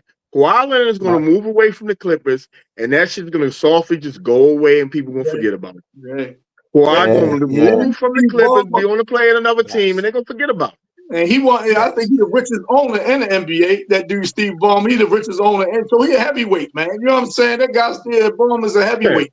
built that new arena out there for the Clippers and stuff. I don't think they're gonna do nothing to him. And the crazy part about it is, I don't even think that the Clippers even want to trade him. I think they're just gonna let him walk out the door silently and just say, "Go ahead." Huh? I say you think so? I don't know. Yep, I think they're just gonna. I don't know. I don't think they're going because then once you trade them, then the contract comes into play. You know what I'm saying? Who's gonna take it over? Right. Yeah. If you trade him, then all the contract controversy comes back into play again. If they just release him, but it all goes away. You want them to go and don't get nothing for them. You let them walk. Their backs against the wall, Tom. Right. Their back is against the wall. They want that controversy to go away. Right. They already fucked up. They already fucked up. So either you trade him, then that contract comes into play. Everybody's talking about it, or you just release him and no one talks about it again. I can see that. I can see that. I mean, I make a good point. You make a good point. Then the Clippers, like you said, they ain't going no damn way anyway. Right. And then and you know the way they like to pick up older players anyway. So that Paul George trade, man, put them right back to where they was when they was drafted in the lottery every year. You know what I'm saying? For 6, 7, 8 years in a row. That Paul George trade, man, messed them. And then what OKC got in return, they still get another pick. I think this year is the last pick of that trade. Yeah, I think this is the last pick of that trade. Speaking of picks, let me ask you, gentlemen from the DMV, are we going to watch Wizards basketball this year? I will. They get the bastard. I will. Yeah, they get the bastard. I will, because I like him. If they keep that kid, if they don't trade that pick, man, I would do silly stuff like that. What you say, Mike? The Wizards do silly shit like that too. Like they know they're gonna get the #1 prospect. This dude is a generational type player. They be like, nah, we're gonna go get Manute Bol. You know what I mean? Hey, now I was getting ready to say, remember Anthony Davis. Does Anthony Davis come and play? Yeah. Now, I might would try to get something for Anthony Davis if I'm them. But I ain't trading that #1 pick. They got Trae Young too, so I watch him, man. I watch him. Now Trae, I love Trae Young with the pick. Yeah. What I'm talking about is Anthony Davis. That's what I'm scared of. Yeah. Is he going to play? And then if he plays, is it 20 games, 40 games, 50? I don't think he's going to pay no more 50 anyway he goes. I'll trade him. Yeah, I'll trade him. Yeah, I wouldn't trade that pick, though. Anthony Davis was never supposed to be that tall, man. The one that like a summer, he grew like that. He was never supposed to be that tall, man. Yes. Yeah, he was never. 6'1" by the time later. He was 6'1". Yeah. Now let me ask you a question: with or without Anthony Davis, do we think the Wizards are a playoff team? I don't know about. I like the talent they got down there. I don't know about a playoff team, but I like them with Trae Young. Question, man. That's a good question. Yeah, and those young guys. Maybe a play-in team. Maybe a Lamar or something. Yeah, maybe a play-in. But that's a good question, though. That's a good question. But I think if Anthony Davis can stay healthy and they draft this kid #1, I like this. And Trae Young there too. Yeah. And this kid. But see, it's going to be the same situation like when he was in Dallas and they brought in Cooper Flag. Remember, everybody was like, all right, Anthony Davis being there with the Mavericks, and then now you got Cooper Flag in there, and you got Kyrie. It's the same thing all over again. Anthony Davis got to stay healthy, though, man. He just got to stay healthy. Do you give him? They draft the bastard, and he gets down there. Is he your focal point? Is he your one? Is he? That's what we running everything through. Is he gonna do that? No, not if Anthony Davis is on the court. If Anthony Davis can play, I don't even need to throw him to the wolves like that. You know what I mean? And that's the same thing. Like I said with Cooper Flag, Cooper Flag made out. He balled out even though Anthony went down, even though Kyrie went down. But no, I just let him do what they was going to try to do with Cooper Flag in Dallas and just let him gradually, gradually get his feet wet. Don't push him in the pool. Just, let him sit on the edge. Yeah, I agree with that. Yeah, I agree with that. I agree with that. Yeah. So my next question then, in the East, where's Giannis going? Oh, let me see. Tom said something about this. If I'm Dallas, I'll try to get Giannis, right? Who you giving up, though? You got to trade for him. So who you giving up? You're going to have to get another team involved, maybe two. Nah, well, no, I'm assuming that Milwaukee wants picks. I'm assuming if they're going to trade Giannis, they want picks. They want to get younger. So to me, it's going to be how many picks a team gives up for him. But the way Dallas is going right now, you fire your coach. Jason Kidd is no longer there. You're not sure the history with Kyrie Irving. The only thing they really got is Cooper Flag. Why would Giannis? I don't see Giannis going to Dallas. That's a good point because it's not, Giannis still want to win. Right, he still wants to win. Still want to win. So right, if you strip everything bare like that and bring him into Dallas, I don't think that automatically puts them as a contender, especially in the West when you got San Antonio, OKC. You understand? I don't think that puts them up there with them. You know what I mean? I think Tom bring up a good point because I was going to say this too. I think you try to build through the draft if you Dallas, like you said, because we already got Cooper, right. And if you bring in Giannis, you gotta hit a home run in that draft. Yeah, but and the Godfather already said he want Giannis, so I feel so confident that Giannis gonna be in Miami along with Bang. And I also heard the Lakers are trying to bid for him too. Listen, so they're gonna move on LeBron's contract. So the Lakers too. No, LeBron free agent. LeBron free agent. Huh? That's LeBron free agent. They moved off of LeBron's contract. Yeah, but look, right, talking about Pat Riley, right? Man, down in Miami, As much as I like Pat Riley, man, a big fan of Pat Riley. Pat Riley then made some moves or hasn't made moves, in the recent past, man, that had me scratching my head, right? Yeah. The whole Butler thing, the whole Jimmy Butler thing, right? That left me scratching my head a little bit, right? His stance on what's the dude, Tyler Hero, not wanting to touch him. But he willing to move him now. Of course now, but I think now it might be too little, too late now. You know what I'm saying? I don't know. And you're right. The part with him, he must be like his stepson or something. But you know what I'm saying? He don't move off him, and it stops some moves that could have improved Miami years ago. Him holding on to Tyler Hero, right? So now, like you say, he steps in, he the Don, of course, and he like, man, I want him, but do they have the capital to make it happen? That's the thing. That's the question. Well, we're going to see. But I just think he didn't want to pay Jimmy Butler because Jimmy Butler was aging. Right, so you move him, right? But you don't suspend him, and you still wasn't going to sign him. That's the thing. I ain't got no problem with him not wanting to trade, not wanting to pay him. No, that's not what I'm saying.